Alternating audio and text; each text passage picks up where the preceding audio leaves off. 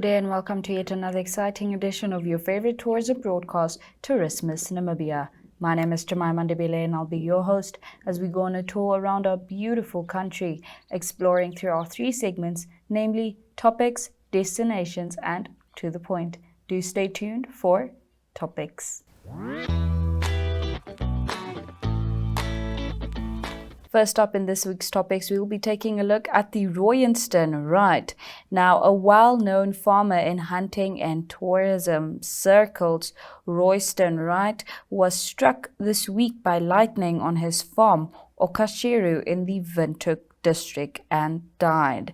Wright served for years as a vice chairman on the board of the Namibian Professional Hunters Association, also known as NAFA, and also revived NAFA's School of Conservation Hunting. He was also the owner of Okasheru Hunting Safaris Namibia and the Popian Dam Tented Chalets. Okasheru is located 70 kilometers from Hosea Kutakwe International Airport. That is rather sad. Next up, we will be discussing the tourism satellite account for Namibia. Now, the tourism satellite account for Namibia, which was launched this week, shows that in 2022, inbound tourism generated approximately 12.4 billion Namibian dollars, while domestic tourism generated about 12.6 billion Namibian dollars. The total direct employment by tourism-related industries was 57,571, which represented 7.9% of total employment. Findings further revealed that in 2022, tourism's direct contribution to GDP was estimated at 6.9%. In monetary terms, the tourism sector was valued at 14.3 million Namibian dollars. It also noted that there were 17,000 establishments in tourism-related industries, highlighting the scale of the sector. Last but not least in topics, we will be taking a look at the wetlands. Now, discussions are underway to add a sixth wetland Ramsar site in Namibia, being the Bushmanland Pans, including Nai Pan. At present, Namibia has designated 5 of its wetlands as wetlands of international importance, or as they are commonly known, Ramsar sites. 3 are at the coast, the Walvisbaai wetlands, Sandwich Harbour wetlands, the Orange River mouth, and 2 are inland, the Etosha Pan and the Bwabwata Okavango Ramsar site. This, according to a statement issued by the Environment Ministry, in which it said that Namibia will jointly commemorate World Wetland Day with World Water Day in Opuwo from the 4th to the 7th of March. Do stay tuned for destinations.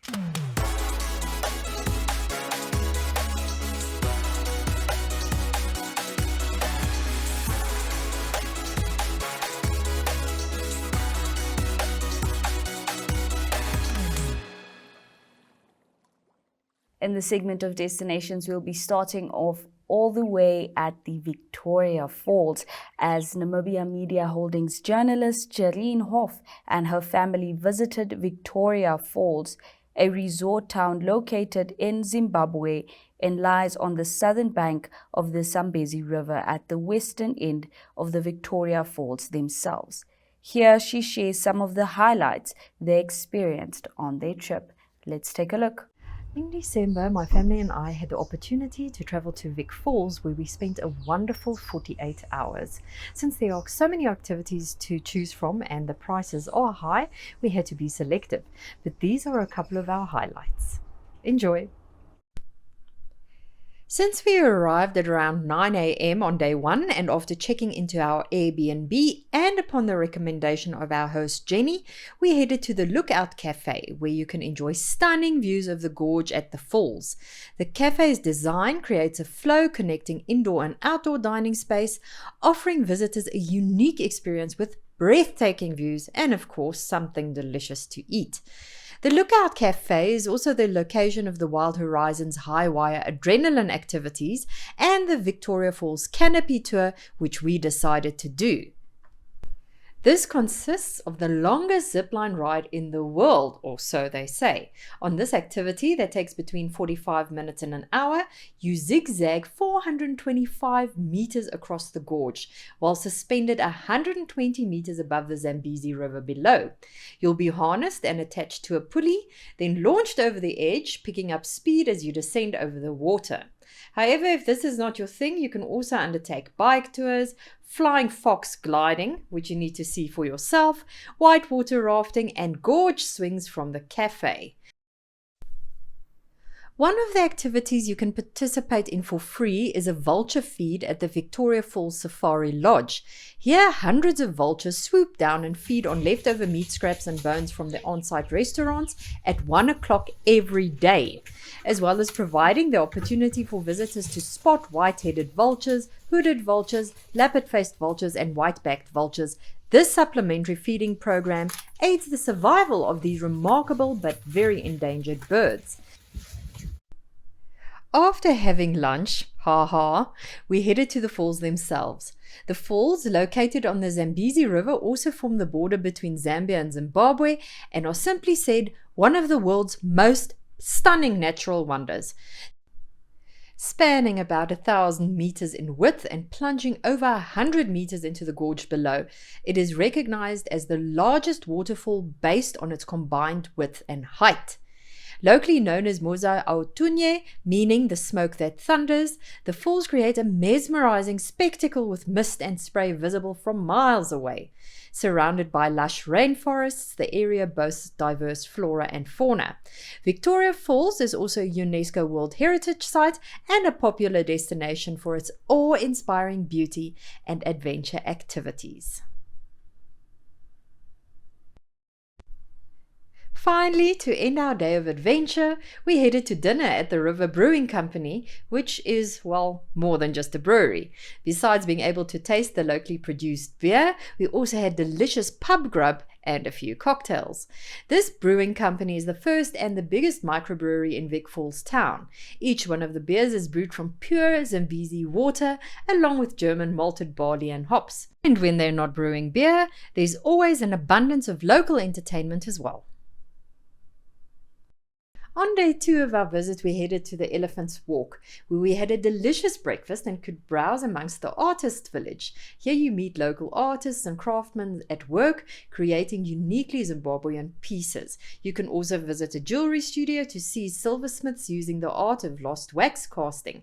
And if culture and history are your cup of tea, then a visit to the Yafuta Heritage Center is a must. However, in the surrounds, please support the open-air curio market, which is a hop, skip and jump away from this elephant walk. The crafters are very happy to show you their handmade products, and you will also definitely find a bargain here. After we'd done browsing and buying some curios, it was time for lunch, and a trip here would not be complete without something to pick on at the historic Victoria Falls Hotel. We picked a seat at Stanley's Terrace, which offers far more than just their famous high tea. It is also a delightful setting for light meals throughout the day. Naturally, traditional afternoon tea is served daily, and you can enjoy this with spectacular views of the Victoria Falls Bridge and the spray from the falls in the distance. Our final adventure for the day was a sunset cruise on the Zambezi. The price included a pickup and drop-off, so no worries about finding the launch area as well as drinks and snacks. And what a wonderful experience! Flowing rivers just bring peace to the soul. While chilling and watching the falls from afar, you can enjoy the wildlife along the riverbanks, and don't forget to look out for colorful birds that call the area home. After spending a magical 48 hours in Vic Falls, it was time to head back to Namibia, and on the way out we headed past the big baobab tree. This giant among trees is considered to be one of the biggest in Zimbabwe. 20 years ago, it already measured 22 meters in diameter and stood at 24 meters tall in 1985. At around 1,500 years old, by baobab standards, it still has 2/3 of its life expectancy to go. Finally, a tip for road trippers. Entry into Zimbabwe is much easier if you have all your paperwork in order, including your TIP permit. Check out ecustoms.zimra.co.zw for more details. Also, remember that if you're traveling from Namibia by road via Botswana to Zimbabwe, road taxes must be paid and vehicle clearances are asked at both border posts. Also, make sure to take along small US dollar notes as tips and for curio sellers. There is a Pick and Pay in the town where prices are shown in Zim dollars, so don't get a fright. Now we'll be coming all the way back to the central town of Windhoek as we visit the Weinberg Urban Pod. Now, the Weinberg Urban Pod finds itself located in the Weinberg Estate in Windhoek. It is an exclusive haven for the discerning traveler or business professional with an unparalleled level of offerings. The luxury villa is a tranquil escape from the bustle of city life while ensuring close proximity to the business hub of the capital. Jo Marie Skrywer, Guest Relations Manager, takes us on a tour. This is the main bedroom. Right. We have the Egyptian linen outline here for the master that will be sharing out this room with us. And then we also do have a mobile camera device that it gives you access on the outside just to view who might be at your doorstep.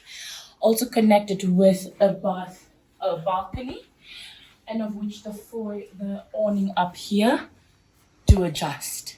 So if it's a bit a sunny day, then definitely I'm quite positive this awning here will do miracles.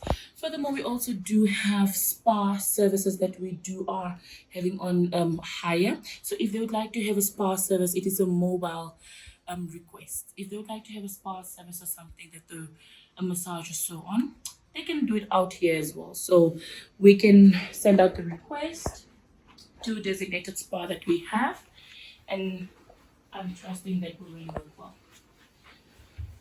In this cabinet here, we just have the coffee station and glasses, because with this room also comes with a very fully stocked minibar.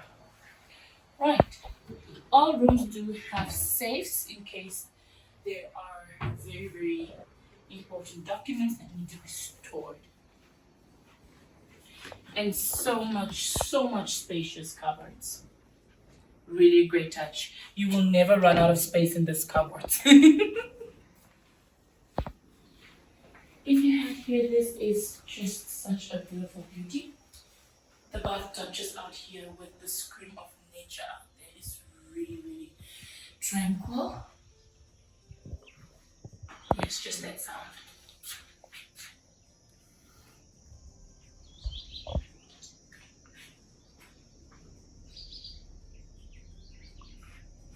Here you go.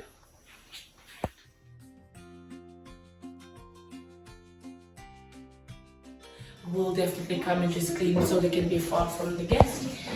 And over here, gosh, this is such a beauty. This is such a beauty. Just the tranquility and the shout of nature is saying it all. It feels so far from the capital.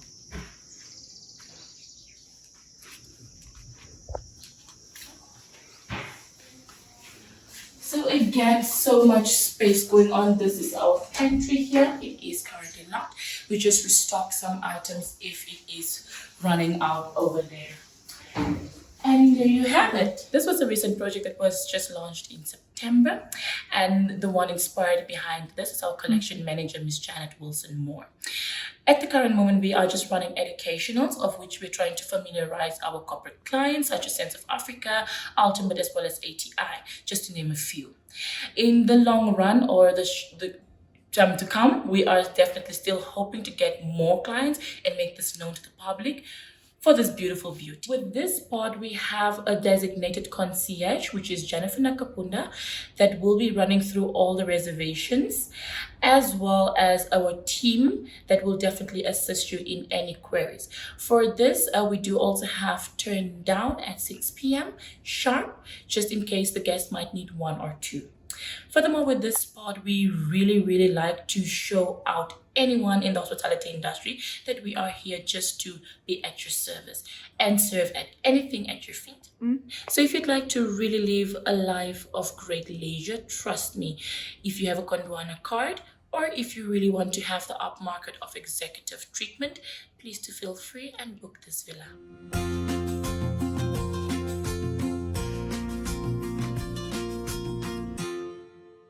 Do stay tuned for To The Point. In this segment of To The Point, Fly Namibia CEO Andre Kompion provides us with an update on the airline's plans to launch services to Victoria Falls in Zimbabwe and Maun in Botswana, which are progressing well and scheduled to start on time. Kompion also shares his expectations for 2024 and says it could be a good year for the tourism sector as numbers are rebound. Welcome to Tourismus, Mr. Kompion. How are you? Very well. Thank you for the opportunity. And before we start, I'd just like to wish you and the Fly Namibia team a happy new year. Thank you very much. The same to you. Mr. Kompion, last year there was a conference, an aviation conference, where the planned routes, the planned launch of services to Victoria Falls and other destinations were under consideration. Just want to find out, get an update on that, and find out what is happening in the background. Okay, thanks. It took quite some time to get all the necessary approvals and arrangements in place, but Vic Falls will start on the 4th of April. It's a seasonal route. We'll fly it on Tuesdays, Thursdays, and Saturdays, and we will fly that until the end of November, and we'll repeat that annually during the high season. Maun, we are starting on the 3rd of July, which will then fly until the end of October, and that will be done on Wednesdays, Fridays, and Sundays. Are there any other routes under consideration that Fly Namibia is looking at, either domestically or within the Southern African region? Luanda is on the cards. We've done a lot of work on it already. We're still waiting for the very final approval to come through, but that's most definitely the next route that we're looking at. And then, since we are now at the start of the year, what are your expectations in terms of travel numbers into Namibia and regionally, from a tourism perspective, but also in terms of air travel? We're very excited about the season that lies ahead. We can already see it in the hospitality industry. The forward bookings are excellent, better than we've had in many years, and obviously those tourists coming into the country, many of them fly. So I think the season is going to be equally positive for the airline industry. But fortunately, our business is not built only on tourist travel. We do a lot of business travel, especially now with the developments in the oil and gas industry. So all in all, I think that the outlook for the year ahead is very positive for us. And then Air Namibia, Fly Namibia, my apologies, Fly Namibia, having announced plans to fly into Maun and Vic Falls. How does this add now to the numbers as far as the Kaza tourism area is concerned? It will have a hugely positive contribution. I mean, it's been more than a decade since there was a scheduled service between Maun and Windhoek. And with the connectivity of Discovery's flights and also the regional flights coming into Windhoek, there's now a direct link to Maun. Maun is in one of the tourism hotspots in Southern Africa at the moment. So I think the service is going to have a very positive impact on the whole region, especially given the connectivity that is now being developed through Ziakutaku. We are very anxious to link Katima Mulilo with both Maun and Vic Falls on a scheduled air service basis. Unfortunately, due to the status of the Katima Mulilo airport at this stage, it's not possible. But we know that the Namibian Airports Company has expansions at Katima Mulilo in mind, and hopefully that's going to happen sooner rather than later, which will allow us to then link Maun and Vic Falls on a scheduled basis with Katima Mulilo, which will have an even greater impact on tourism in the region. And then, Mr. Kompion, we know that Fly Namibia had the Windhoek Walfish Bay link, and then it was subsequently cancelled. And I believe, but I'm speaking under correction, that this route pairs with Lüderitz. How has its performance been? Well, Lüderitz and Oraniemund are both really built on the oil and gas industry, and we get huge support from Total Energies and Shell on those routes, and that make those routes viable. What we have implemented is a Walvis Bay Hosea Kutaku link, which will start from April, connecting incoming passengers into Walvis Bay long-haul flights with Walvis Bay. We believe that that's feasible. We have tried a number of times to revive an Eros Walvis Bay service, which was simply not profitable for us. And then lastly, Mr. Kompion, before I let you go, there's always this talks between African states about the liberalization of air travel within the continent to ensure that there's ease of movement between the citizens of the continent. How do you see yourself as Fly Namibia aiding to this, contributing to this very ambitious goal? You know, there's a huge misconception about the liberalization of air services in Africa. There are no impediments on any airline wanting to fly to Namibia as long as they adhere to the minimum requirements, which are safety requirements, and they apply for the rights. They can fly into Namibia, and likewise we can fly wherever we wish to once we follow the normal application procedures. So the notion that the liberalization, as they call it, will greatly contribute to air travel and make it a lot easier for passengers to travel. That's simply not true. There's a huge threat for smaller airlines like ourselves in this liberalization movement, because the drive is to allow fifth freedom traffic to be carried by foreign carriers, which means that a foreign carrier may fly into our country, drop off passengers and pick up passengers and fly into a different country than their own. Now, that was never allowed, and the danger thereof is that some of the major carriers will cherry pick the trunk routes, in our case, Windhoek Joburg and Windhoek Cape Town, which will make our operation unviable. To the extent whereby we will not be able to sustain the domestic services that we offer. Now, the big carriers are not interested in the domestic routes at all. So whether the domestic routes survive or not is none of their interest. And the end result is going to be that there will be more competition on the trunk routes, but there won't be any service on the smaller routes, which we think will be to the detriment of tourism in the country and to the whole economic development of our country. So at this stage, you know, I don't see anything positive in this so-called liberalization drive, apart from the fact that you know, airfares may for an interim period be decreased, but I mean, it costs what it costs to fly an aircraft, and the notion that once we allow anyone to fly into our country and carry on from here on trunk routes to different destinations, that's going to drive ticket prices down, that's simply a daydream. It's not going to happen. Thank you very much for joining us on Tourismus and making the time.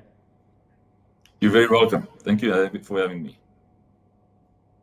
And that wraps up this week's segment of To The Point. And with that, we have come to the end of this week's edition of the Tourismus Namibia broadcast. Make sure to join me, Jemima Ndebele, again next week, same time, same place. Until then, stay adventurous.